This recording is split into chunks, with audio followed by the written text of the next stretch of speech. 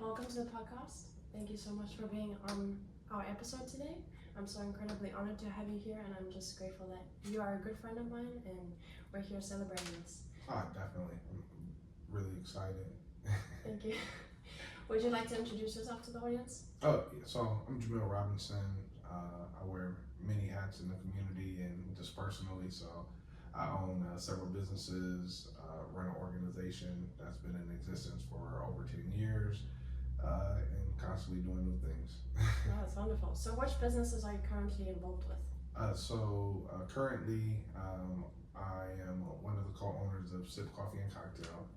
I also am one of the co-owners of Motu VJ Spirits. We also are opening up a wine bar, Motu Lakeshore, and then we're opening up a cocktail bar called Prohibition Cocktail Bar. I also have a construction management firm, and I do some real estate, and we have a real estate development that we're going to be announcing soon. So. Oh, that's incredible. Yeah. So you've got 7 or 8 Yeah. businesses? Yeah. It's people say, how do you do all of that? And I just think we just got really good business partners, because some of them are more hands-on, day-to-day. That allows us to just be more of a backbone and support and advisory. Others, I'm very hands-on, day-to-day operations. So it just really ebbs and flows as far as responsibility. So Yeah, it kind of balances out. So where would you say that you are on that spectrum? It depends on the business, and it depends on what's happening. So a lot of the pre-construction, construction phase, so we're in the middle of building out Motu Lakeshore Wine Bar and Prohibition, and so I'm more hands-on with the design and then the construction aspect. One, because I have a construction company, so we're heavily involved in that. Then everything kind of like pre-open, so getting the place ready, idea, concept, all that, collaboratively working with our different partners, and once we kind of open, we hand over to whoever's going to be our general manager. Then we just do more of a oversight and just make sure things are how it needs to be. Yeah. So I know we touched on this a bit before we did the podcast, but what would your advice be to people who are aspiring entrepreneurs and they're trying to balance their life responsibilities and trying to start a business? It comes down to always prioritizing, but then also just taking your time. I know a lot of things is want to be microwave, very quick, hot and ready, Little Caesars, things like that. But Yeah. Definitely take your time, do the research, understand what you're getting into, because it just allows for you to move consistently without having to have a lot of starts and a lot of stops and pause and things like that. So I see a lot of entrepreneurs, regardless of the age, they'll get started and then they'll have to put it on pause because either they didn't do all the necessary things, or they didn't know about certain things, and so it causes them to have to pause. And the biggest thing with entrepreneurship and business and life in general is you have to seize momentum. And so you don't want to be the cause of your momentum stopping because you weren't prepared. So Yeah. Oh, well, that's great advice. Thank you.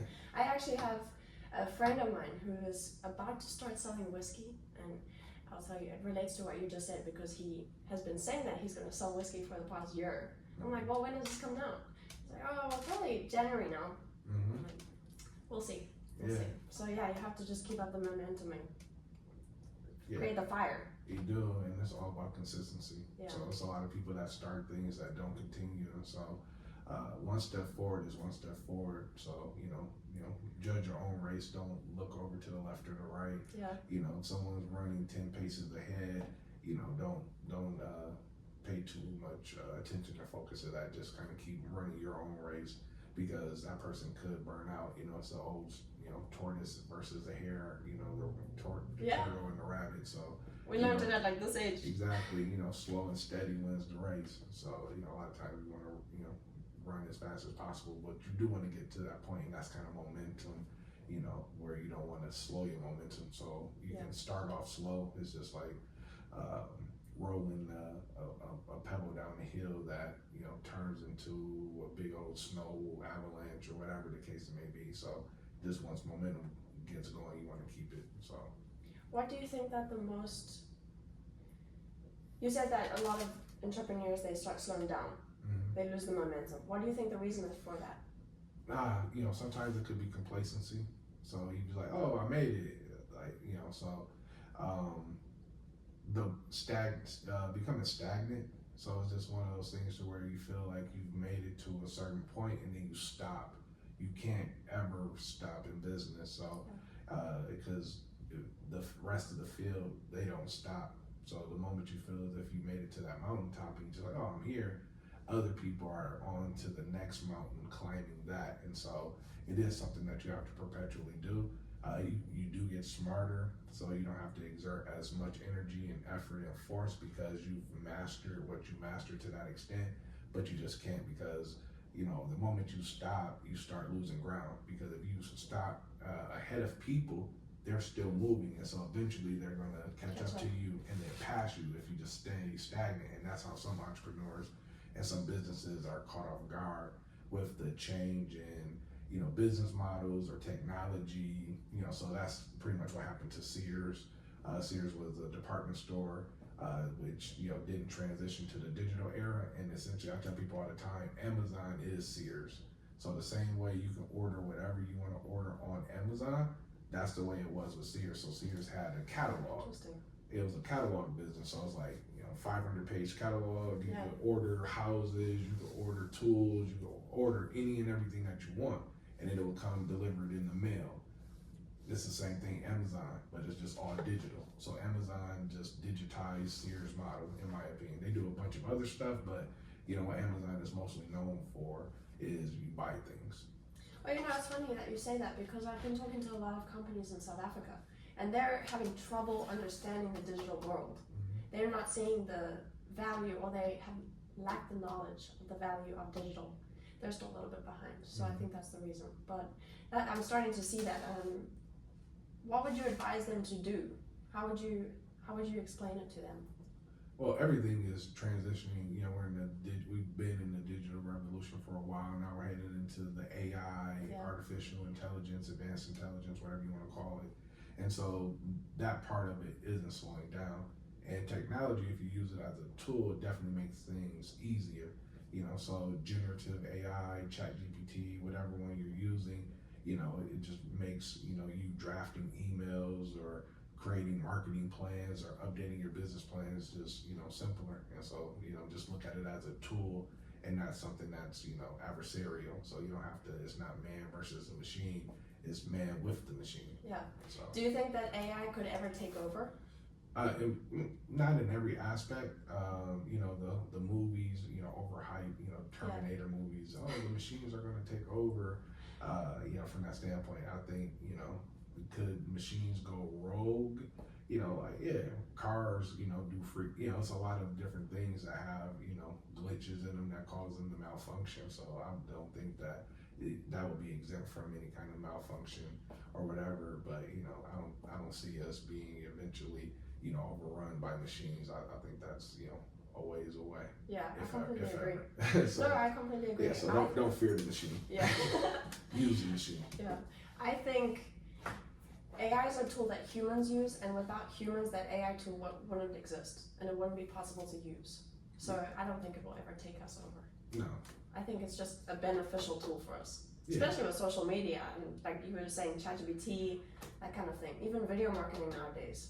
So it's brilliant. Yeah, it's making a lot of business tools just easier to use. So those individuals who aren't good at social media, you can say, hey, make me 15 social media posts for the next 5 years, and boom, it'll spit it out. Based upon so it's just really learning how to use AI and the prompts and everything else like right now, and then just other tools, whether it's hey, here's a video, edit this video for me, and what would take you 12 hours takes an hour. Yeah, or not even. Exactly. Some of them are just like that. Exactly. So so it's a great tool. So it's just pretty much utilizing it. So those who are early adopters usually benefit the most from new technology because they're right always at the point of implementation, and so they get the most benefit from it. and then the late adopters are the ones who just like, oh, I gotta catch up. So it's the same thing with, you know, some of the folks who you're saying who are slow to the digital. It's just like they feel like they have to catch up now. Yeah. Do you think that you use it in your businesses? How do you utilize it? Right now, I mostly just use AI or ChatGPT just for, you know, very basic things like, hey, you know, I'll write a paragraph and like, hey, make this 500 words if I needed to make it 500 words, or For like a blog? yeah, for a blog, or you know, our newsletter that we put out for different things, or when like, so for our cocktail bar, Sip Coffee and Cocktail, some of them are like, hey, write a description for this, you know, so it gives us the ability, instead of trying to think of what's the best way to describe and do a description of this cocktail for those who are purchasing it. Yeah. You know, Like for the caption. yeah, just easily, boom, and this is that. So Do you yeah. think that some of the answers are generic, or you think that they symbolize kind of what humans say in general? Well, it really comes down to how you utilize it, and so it's really the prompt. So if you have to use, you know, a lot more adjectives and a lot more words, but if you can drill down to what it is that you're specifically looking for, it is tailored to you. But then once it generates, you know, that description or that phrase or whatever the case, you can then personalize it even more by swapping out, you know, different words that just doesn't necessarily fit the brand or your brand. Yeah, or you just keep squeezing it out until you get the right answer that you need. Exactly. So I want to take it back to many, many, many years ago. Probably not that many, but I know that you grew up in Grand Rapids. I have. So you're a Grand Rapids local since you were little. Yeah, born and raised. How was it when you were a little kid? In what way? Because, you know, like being, A lot has changed. yeah. So how was it growing up as a little kid in Grand Rapids compared to now? Like, I know the city was very underdeveloped compared to how many buildings we have now, but how was your experience as a kid? Oh, you know, so grew up here. My experience as a kid was, you know, loving family, but, you know, also growing up, especially being African American here, there's other societal things that are occurring that as a kid you really aren't truly fully aware of. But as you get older, you're just like, oh, okay, so this is why certain things, or the education, or my certain friends or neighbors or whatever are going through the different things that they're going through from that standpoint. So I say I kind of grew up with kind of a broad range of you know, experiences and family members, because I have my uncle and grandfather. They owned what's considered downtown Grand Rapids today. They owned a few buildings, you know. So me growing up, you know, it's no different if you're from Grand Rapids and you drive by, you know, Van Andel Arena, and if your last name is Van Andel, oh, that's my building. So on our building, it's at Robinson's. You know, so, you know, it was a 2-story building, had different businesses in there. But the most prominent business was the barbershop that my uncle and grandfather and my other uncle had.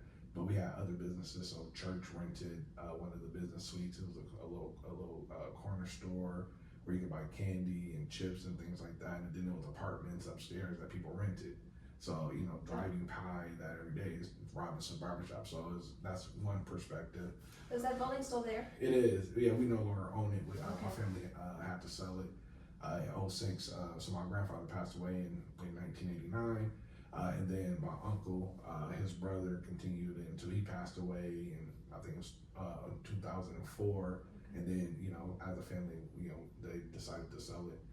And I think it sold in like either 2006 or 2007. I'd love to see that. Yeah, it's right. It's very prominent. You can see there's a mural on it and everything. So it's right up the street from the downtown market. Okay, wonderful. Thank you. Yeah. I'm gonna take a look at it. Yeah, so, you know, so that's one perspective. Also have an uncle who's a lawyer. He works in DC. He's a prosecutor for the DEA, so he handles a lot of pharmaceutical cases. So people are familiar with like the Michael Jackson, you know, case. He was able to interview the family, the Jackson's family, like the mother and everybody else. But then also people familiar with American baseball, and they had the steroid scandal and things like that. And so he pretty much was the attorney on that case, you know, trying to prosecute those who were illegally selling steroids and stuff like that.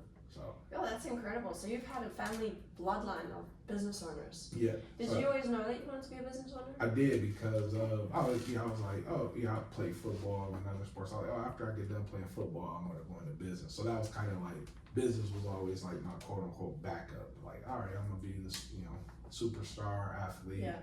And then make millions of dollars, and then I'm gonna come back and figure out what kind of businesses or things I was gonna open up from that standpoint. But my family on my mother's side migrated up here from Mississippi, from North Mississippi. And so right now, today, our family owns like 300 or so acres. So if I want to, I can go down there and build a house because it's deeded up through in my family. And so we can go and build a house there anytime we want. So ownership and property and things like that have been on both sides or on all sides of my family. From that standpoint, and so having that aspect, but then it's also the other side, the side that is more a part of the different quote unquote the underworld of things, just because it's always two sides, it's the real side and the ill side, as some people call it. And so I have family members who engaged in other things like we all do, like no family is 100% angels and perfect and stuff like that. So no, I don't know if you've heard of Candace Owens before. Yeah. You know her. She said every single family has problems. Yeah. It doesn't matter what family you're in, doesn't matter who you are, every single family has problems. Correct. And that's something that I think we all just need to accept. Yeah. Because at the end of the day, and it doesn't necessarily dictate which way you're going to go, but it's just those different experiences that I was talking about. So you're seeing a lot of different things as a kid, and so you see different activities going on, some positive and some not so positive, and it just allows for you to choose your adventure, so to say. And so what influences are you going to follow from that standpoint? So I have family members, especially growing up teenagers, those are the years you get into the most trouble. Yeah. So I would definitely hanging out with some of my older cousins, and they'd be like, hey, we're about to go over here, and I'd be like, nah, that's not for me.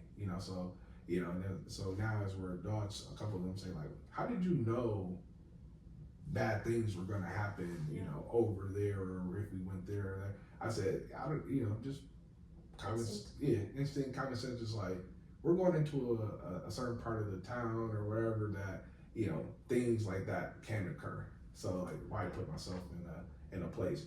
Even though when you're young, you're like, oh, it's fun, the adventure of danger, but it's also like that might be a little bit too much fun. Yeah. So it's a what if. What if this goes wrong, or what happens?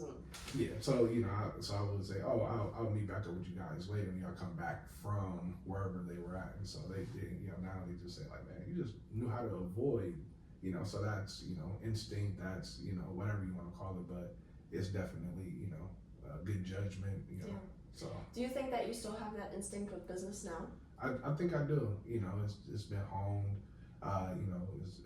As far as like good decisions, I think I make really good decisions.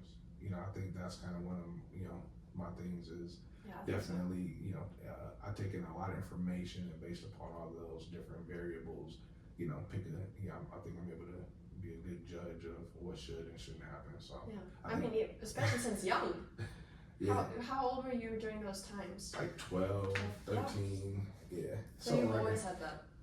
Yeah. Would you say that your core values and your morals were developed at a very young age? I think a lot of it was given, my dad, he valued education highly. My mom valued education highly. My mom graduated, from high school early from that standpoint, so she graduated like a year, 2 years early. My dad, extremely book smart, read books. They used to force me to read. It's a good problem. It's a good problem, but when you're, young, it's like, I don't want to read a book. Yeah, I don't want to sit here and just look at words. Exactly, but it's beneficial to help with, everything that I'm able to do today. Do you still read? I listen to Audible books, right? Yeah, so like if I pick up a book, because I'm always on the go, the moment I pick up an actual physical book, I probably end up falling asleep because it's just stillness instead of moving. Yeah.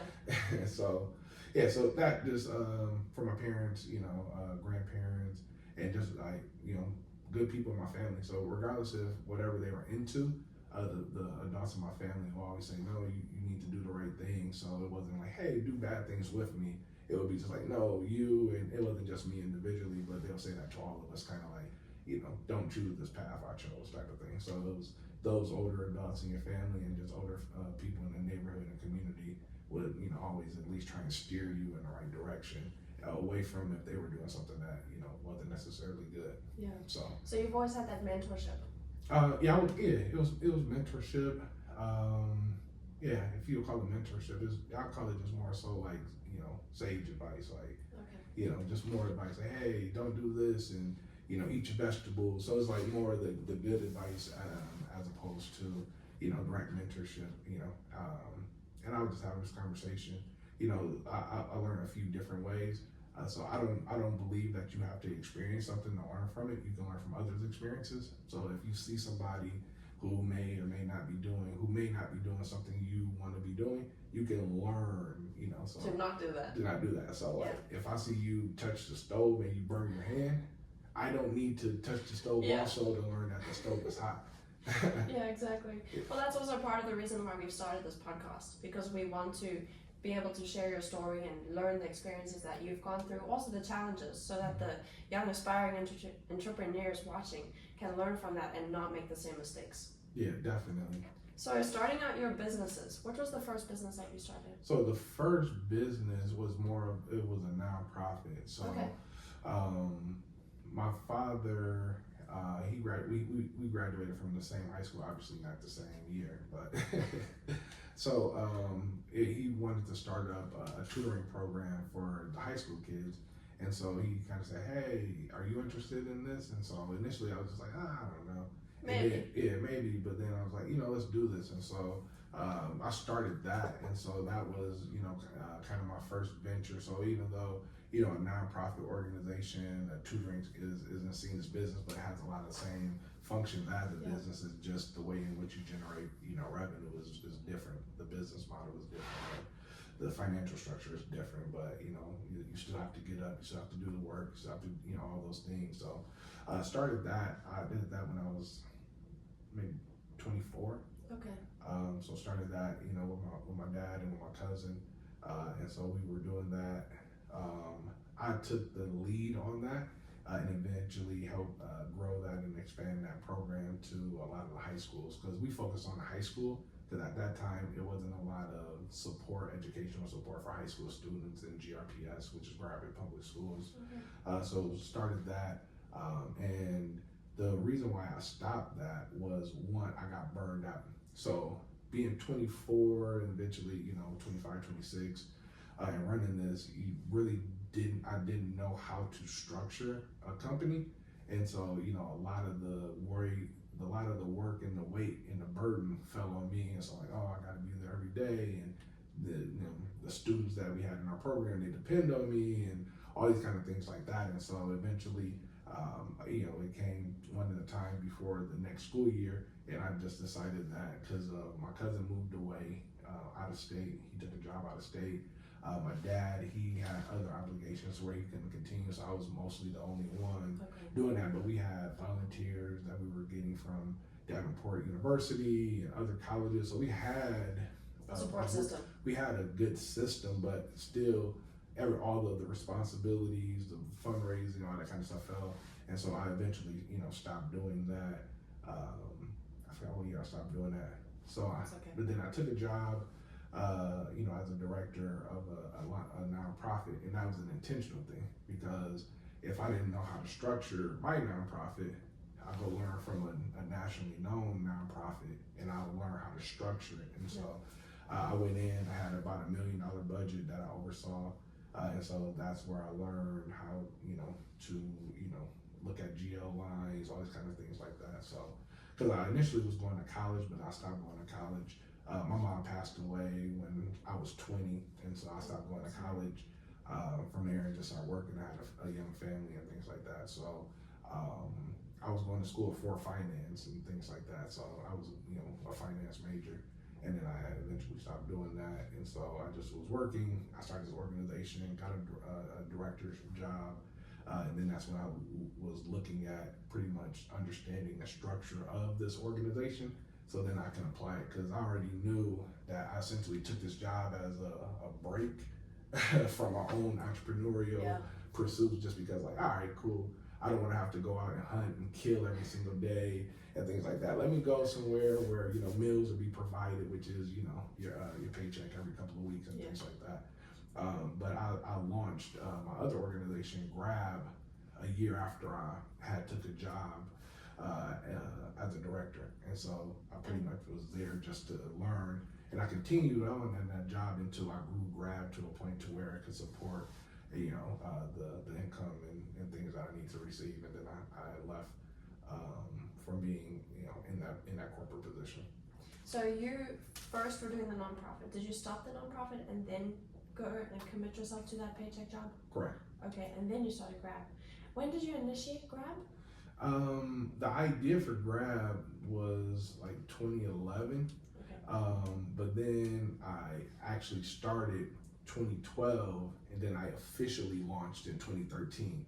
So that's when I was saying earlier, as far as, you know, I think a lot of times, you know, people don't give enough time. You just like instantly, you get excited about the idea and you just start right away, and then you end up having to stop, you know, because you whatever reason you didn't structure it right or whatever the case it may be. So, you know, taking your time and preparing, and so we took our time. I took my time, and then launched in 2013, and so that organization still exists today, and we've been doing a lot of good work for the last 10, 11 years. So. No, you definitely have. I've enjoyed your networking events, even though the breakfasts that you do. I really enjoy that. I think it's a lot of knowledge that people are so welcome to. They just want to learn. The people that actually come and sit and listen. Definitely. So I commend you on that. Yeah, thank you. Pleasure. So is that the first business that you started that still remains? Correct. Today. Okay. And how would you say that you involve creativity within that business? So, you know, when people talk about creativity, a lot of times you think of like art, music, things like that. I say, you know, my creativity comes from the way in which, you know, I are able to create like kind of abstract ideas and thoughts and bring them into the tangible plane. And so, you know, I think of a lot of different things. So people say, well, how do you know these things that you know? And some of it is I've read, you know, because education is both formal and informal. And so I learn every single day. I'm taking in new information every day.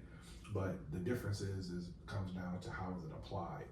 And so I'm able to, you know, implement and apply. So I think one of my things is, you know, I'm a really good implementer of ideas, but also create ideas. And so it's me, like when it comes to like drawing or art, I can draw the best stick figure ever, like literally the best stick figure ever. But, you know, my creativity comes from how I solve problems, because creativity, you know, you have to utilize creativity to solve problems, because some people can look at a problem and like, I can't figure it out. So you have to be able to bend your thoughts and mind to figure out what's a way that isn't conventional for this, you know, problem to be solved. Yeah. And business is about solving problems every single day. You're solving someone's problem.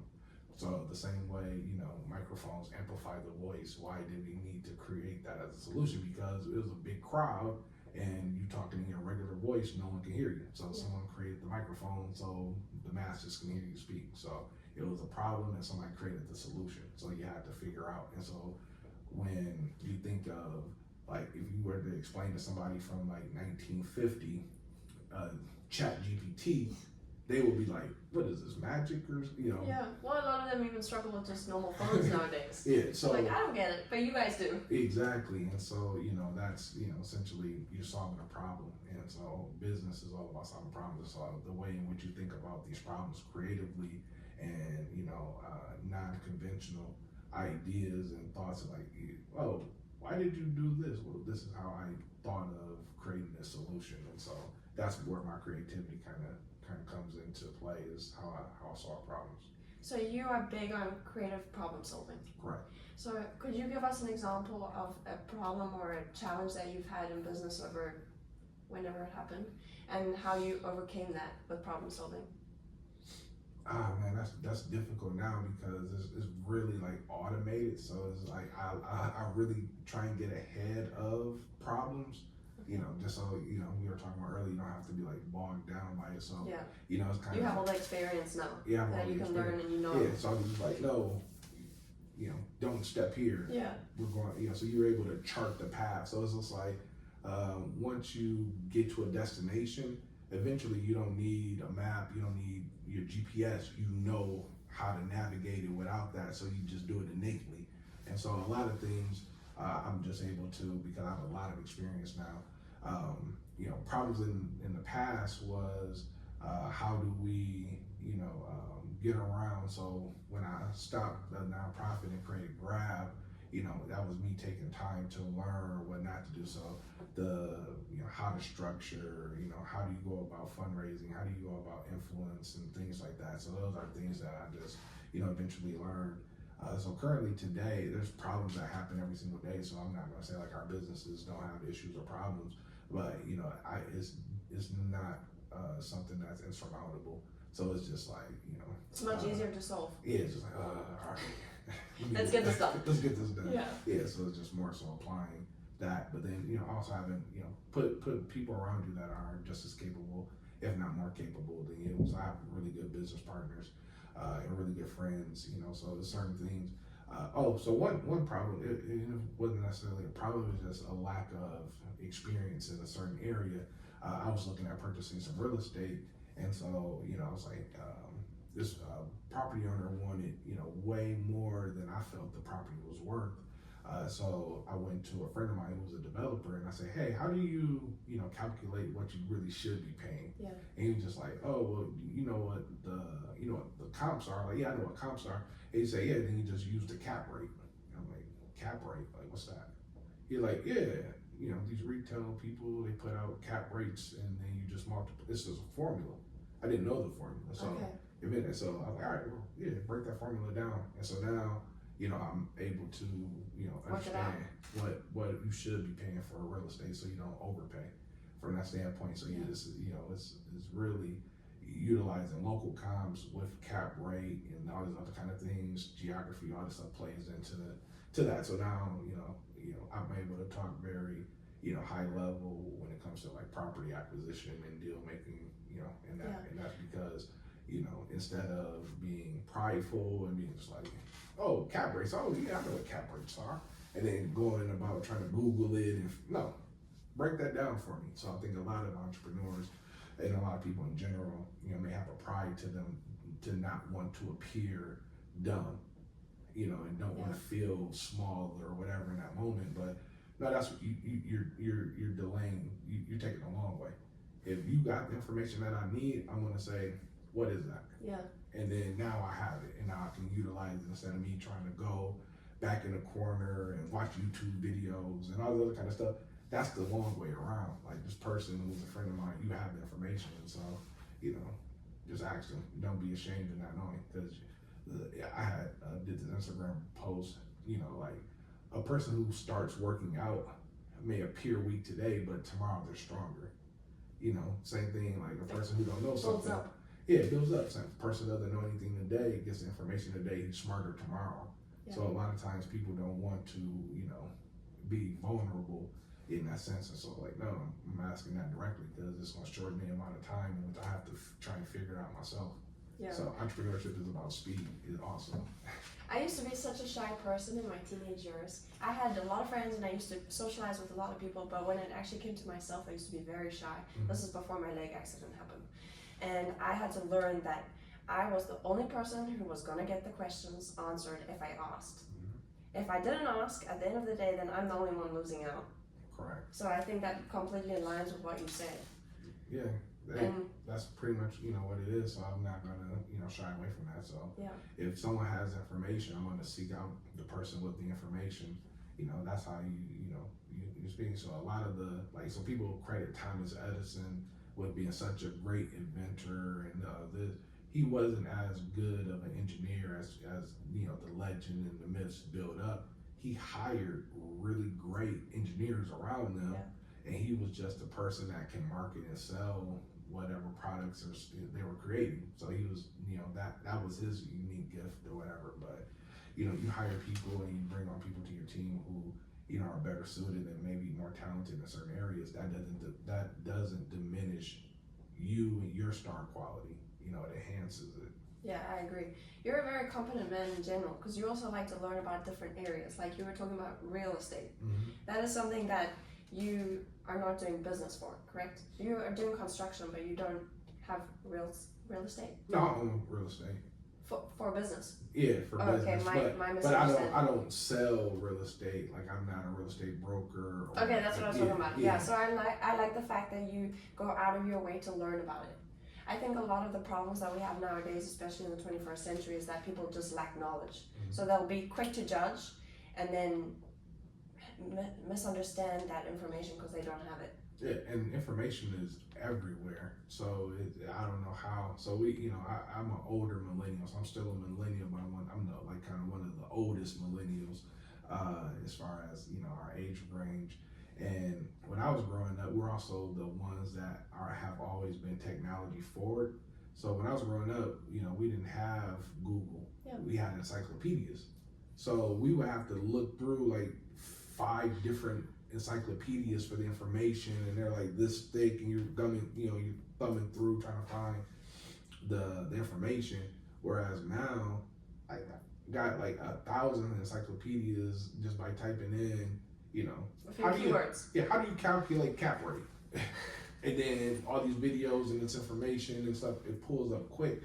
So like right now, I think the skill that people need more so is to have discernment from that standpoint, because it's a lot of information. So you have to discern, quote unquote, what's real news and what's fake news. Yeah. Because it's a lot of everything out there. And so the skill you need now is to be able to identify it, have critical thinking skills, because the information that you have, then you have to be able to apply it. So you just have to be able to sort through, because so it's too much information available now.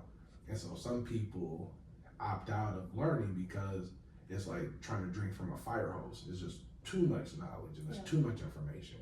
And so, you have to, be able to, filter it through.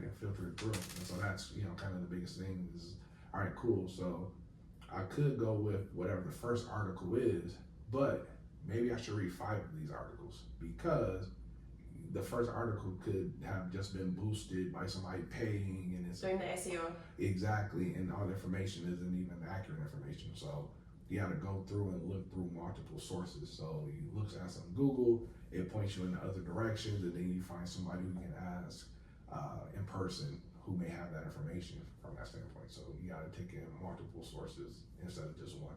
Yeah, because at the end of the day, people can just put whatever they want out there. Yeah, exactly. On Google, Instagram, Facebook, all the social media platforms. You can write, that, the chicken came before the egg, or the egg came before the chicken, and, People will never know.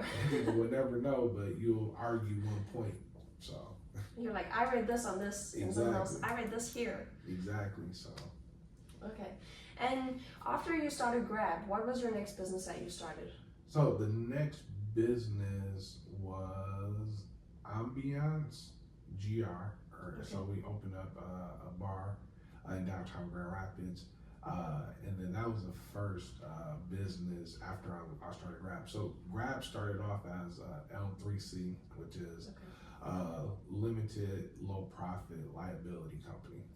So it's pretty much a social enterprise. So it's like, all right, we're forming this business to do good work. I'm opposed to a proliferation of nonprofits. I don't see, especially for communities like African American communities and any other disadvantaged community, because nonprofits themselves don't account for a lot of economic activity and investment. So nonprofits typically don't do capital investments and capital improvements within certain areas. Only for-profit businesses do that, with either revitalizing a storefront along with public investment, which is street improvement, new lights, all those kind of public infrastructure things. So those are the things that will lead to a transformation of a community.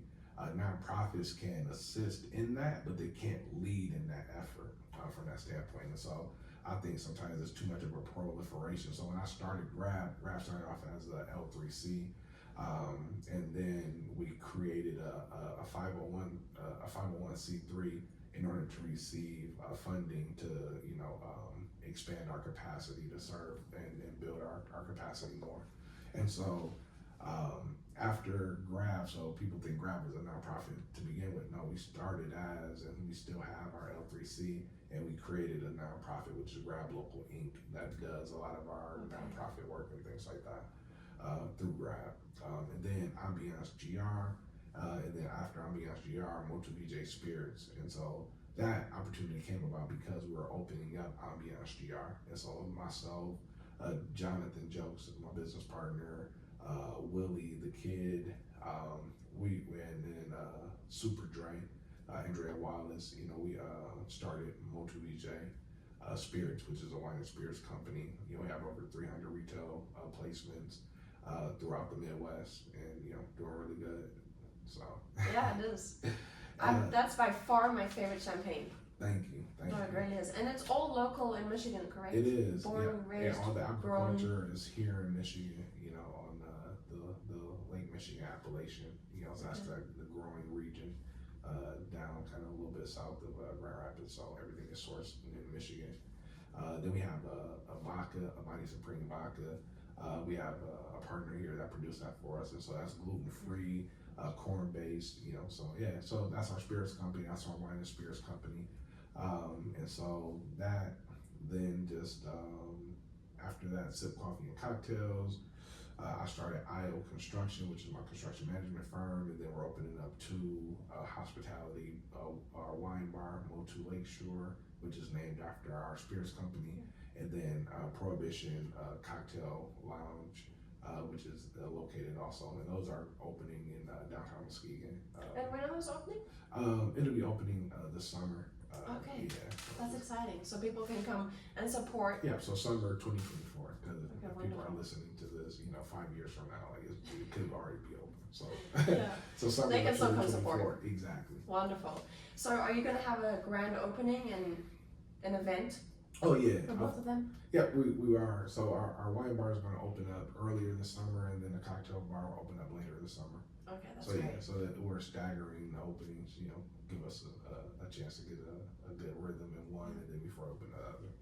And Jamiel, where is the best place for people to find you and your businesses?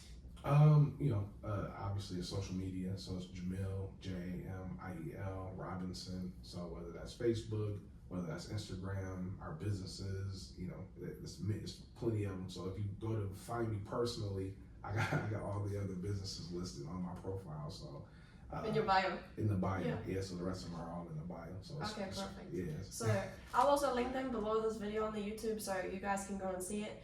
But it has been great talking to you. Thank You've you. given some good advice. Before we head off, I'd love to pick your brain about what would your 3 biggest tips be for an entrepreneur wanting to start a business? Oh, you said my 3 biggest Tips. I think we kind of share some of that, but it's research. So definitely, entrepreneurship, people think it's driven by like a passion for whatever. It's like, oh, I'm passionate about baking, or I'm passionate about this individually. It's more of an internal, passion. So I say apply your passion to something that's profitable. So if somebody came to me with an opportunity to buy a manufacturing company that manufactures paper clips, like, am I passionate about paper clips? Absolutely not. Yeah. But the opportunity, to take this business and grow this business, and that I'm gonna apply that passion to that operation. Before you carry on, I just want to ask you a question about that. Digging deeper into that, do you think motivation plays a big role with business? No, I think consistency plays the biggest role. It's an American rapper, Jim Jones, and he was doing an interview, and he was talking. He said, and this isn't verbatim, but he said, consistency will bring back your motivation. So a lot of us, you can lose motivation, but as long as you keep moving and being consistent, eventually that motivation will come back. So consistency will bring back your motivation.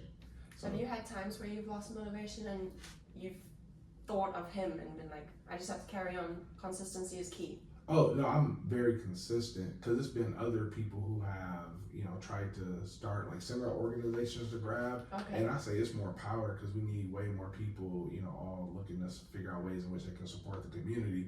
But the difference is, Grab, we're here, in, year 11 because we've just consistently been working. Yeah. So it's been times in which where, we haven't, other organizations have went dormant or stopped, and we've just constantly just kept on.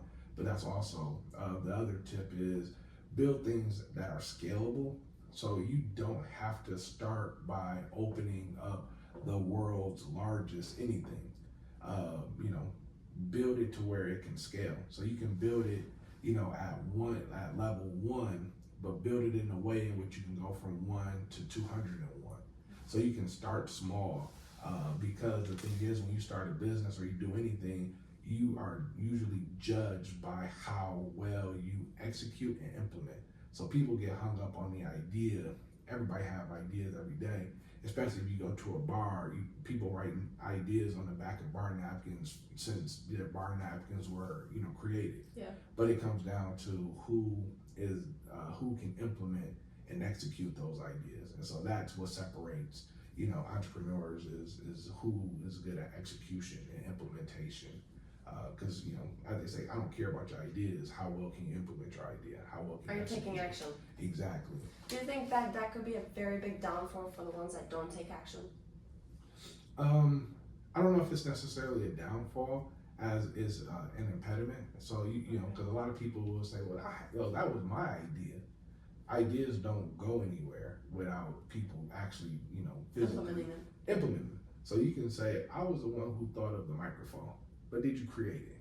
Because I had an idea. I had an idea, but did you have the ability, the idea, the science, the math, all those kind of things to bring it into the tangible plane?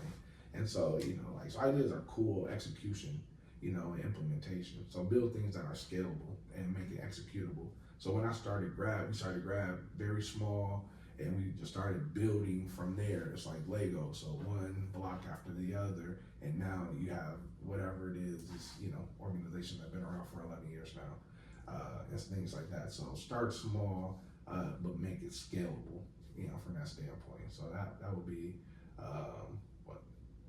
tip number 2? Yeah. All right.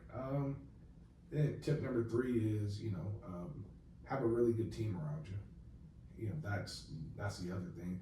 A lot of us want to go at it alone, but you definitely need a team, whether it's a partner, whether it's a group of individuals. So in all of the businesses that I own, with the exception of Grab, I have partners in every single one of my business. So I don't have just all these businesses that I run and operate by myself. You have a whole team. We have teams, yeah. And each of them have their own unique skill set and talent that I don't have, and I don't try to have.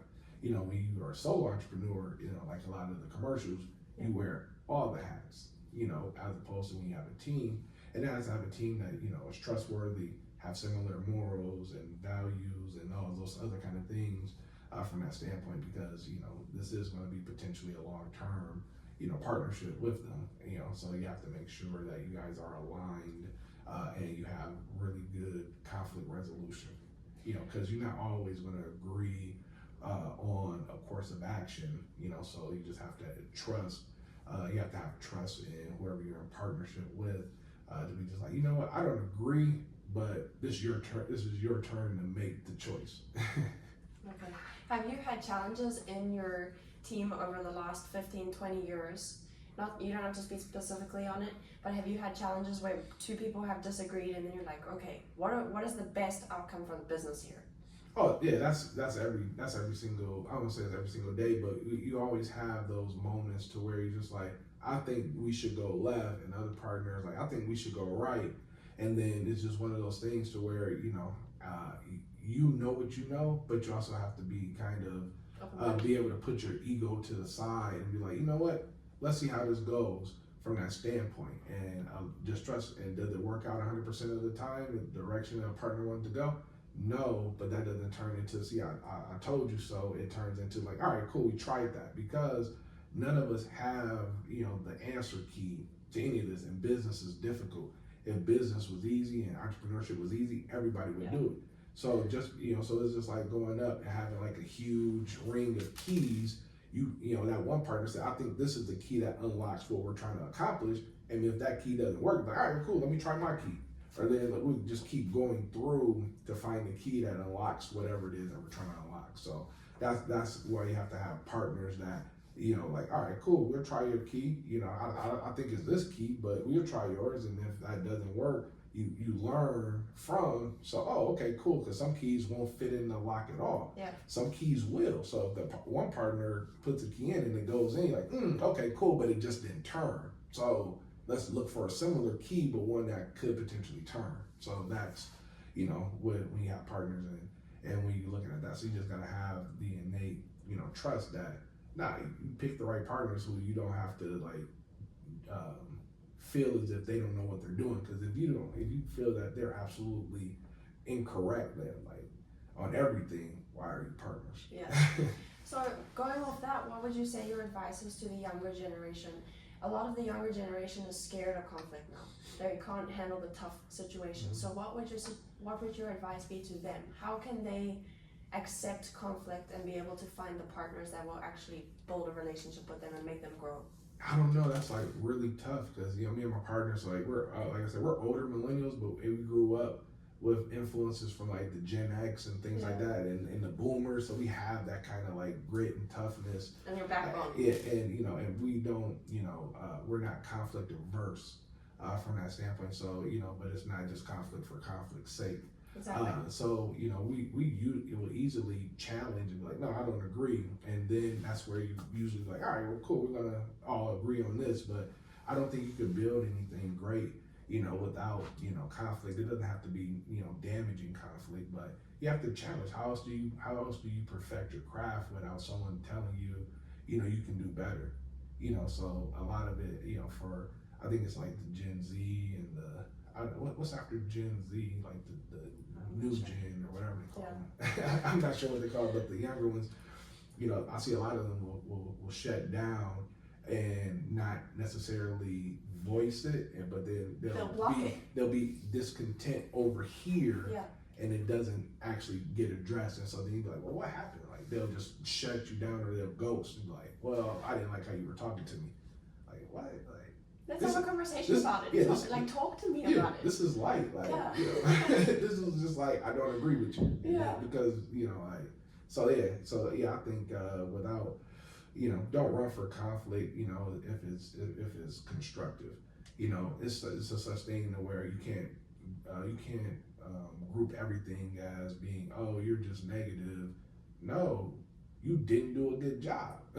It's as simple as that. Like there is no, if it's black and white. It's black and white. If you're gonna make chocolate chip cookies and you left out the chocolate chips, like there is no argument. You made the cookies wrong.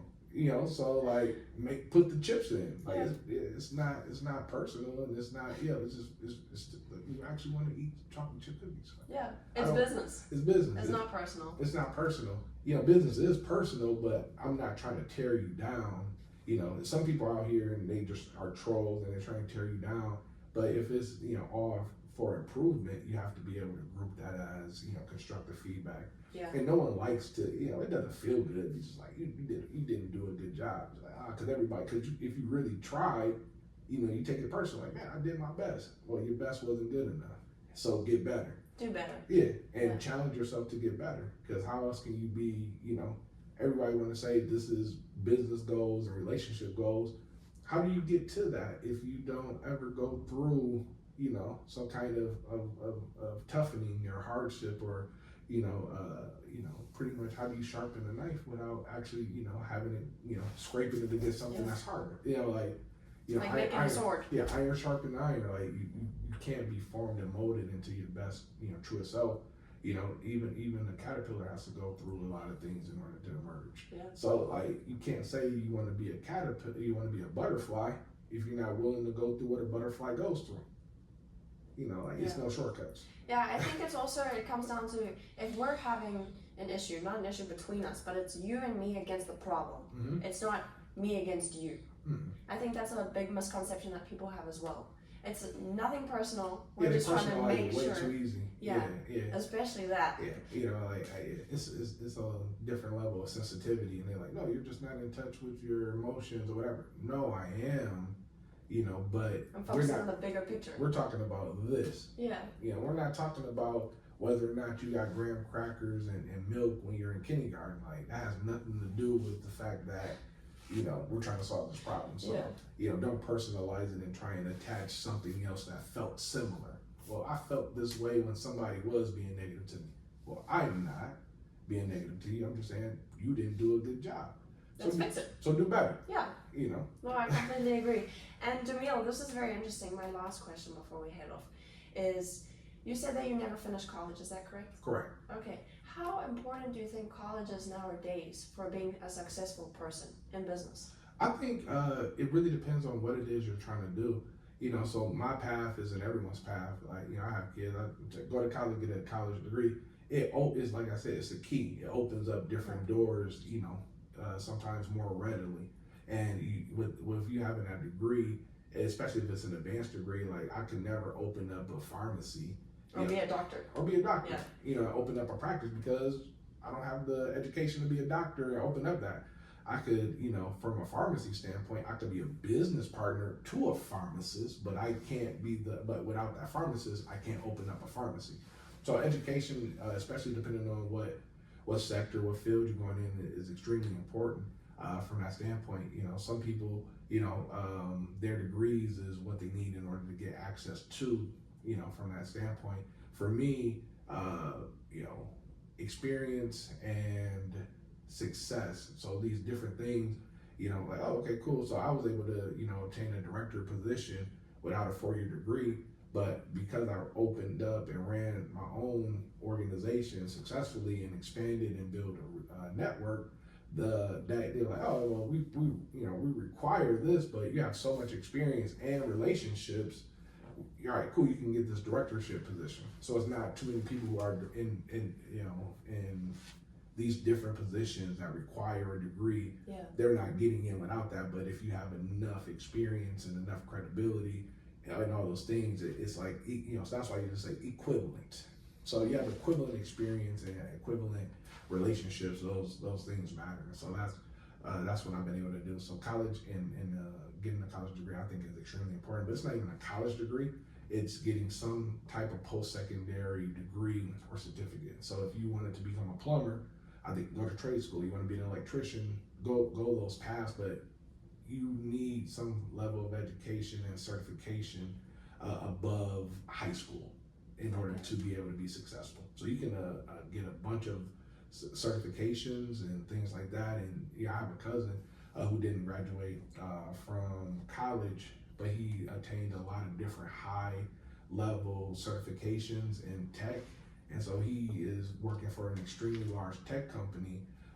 Is he doing software engineering? No, he does. I don't know, because he's a tech guy. So he does stuff with the cloud.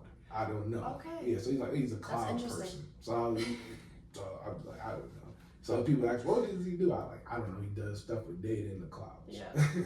It's funny. Whatever the cloud is, like, it's intangible. I don't know. He just does stuff in it, like, miraculously help things occur. Oh, that's great. I was watching a movie the other day, and it was of an old 80-year-old man in the scene, and a younger man had said to him, I'll just put it in the cloud. Mm-hmm. And the guy, he looks up at the clouds, and he's like, what cloud? He was so confused. I thought it was hilarious. No, it is hilarious. Yeah, so that's why. So he just has a bunch of different certifications in technology that's industry, you know, acknowledged and respected. Yeah. So it's not just like, you know, you took some online course that somebody created. It's through an actual pathway. And so he has attained a lot of different certifications. And so he does stuff with like data centers and things like that. So so it's all kind of pathways. You just got to dedicate yourself.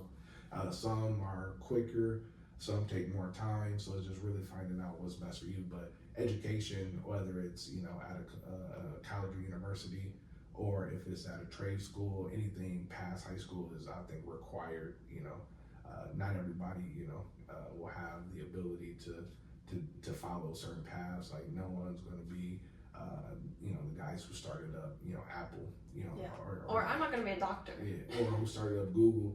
So they were all in college and said, you know what, we're going to stop going to college. So I don't think that's, you know, a pathway for everyone. So you just got to really figure out what's best for you. But I always encourage people, not just college, but any type of education, at a accredited institution is definitely, you know, a route to go, because it just adds to your skill set. Yeah, you have a great perspective on it, because a lot of the mentors that I have now, they either went to college and they got a degree and now they're doing something different, or they didn't finish college and they're extremely successful businessman or businesswoman. So that's very interesting to hear from you. And I also read, I think it was an article last week that said that only 19% of degrees that people get in college are actually used now. So it's interesting how times are changing. Yeah, so it's a lot of degrees, at least from our perspective, that's not worth what you pay for them. Just because the earning potential and the return on investment isn't there.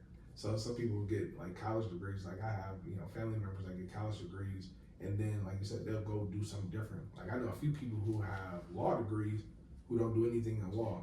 You know, like, you know, it's like, oh, I got a law degree, but, you know, I'm a pet groomer now. Yeah. It's just kind of like that. So definitely, I always say, go get a degree that's actually marketable and you can actually get a return on investment. So anything that's with science and math, technology, those are going to be your higher return. You know, going to college, and this isn't any knock on anybody who has this, but going to college, you know, and getting an arts degree.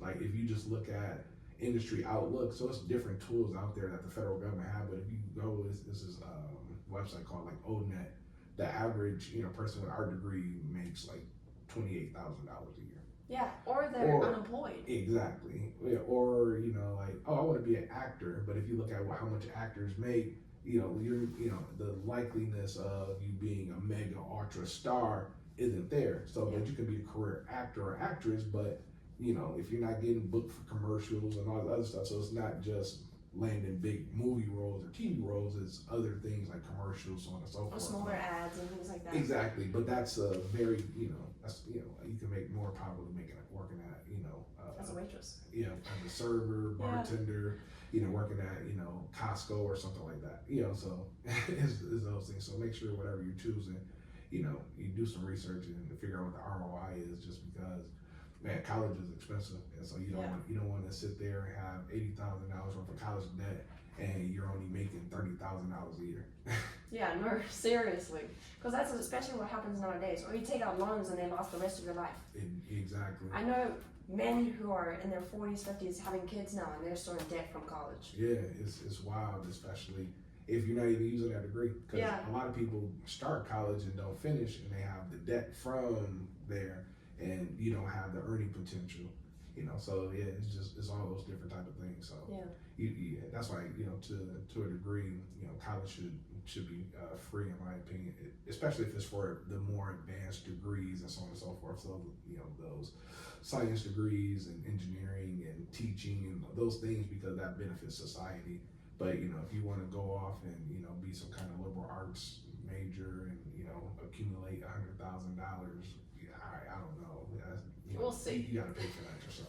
Yeah. You should be a principal of one of the, is that what it's called, a principal? Oh, you talking about the president of the college? President of a college, yes. Yeah. You'd be a good one. I don't know if I'd be a good one, because our enrollment will be down, because I'll be just like, man, you wasting your time. Like, go do something properly. Yeah, you're paying us all this money to, you know, be you get a college degree to be a classically trained singer. Like, I don't, like, you just paid us $100,000 for us to teach you how to sing. Like, That's great. I'll be like, no. I'll be losing. Go get some experience. Money. Yeah, I'll lose the college money as opposed to, you know, helping us, you know, make money. So you're helping society. I'm helping society. Exactly. You know, so it's this movie. It's a kids movie, The Incredibles.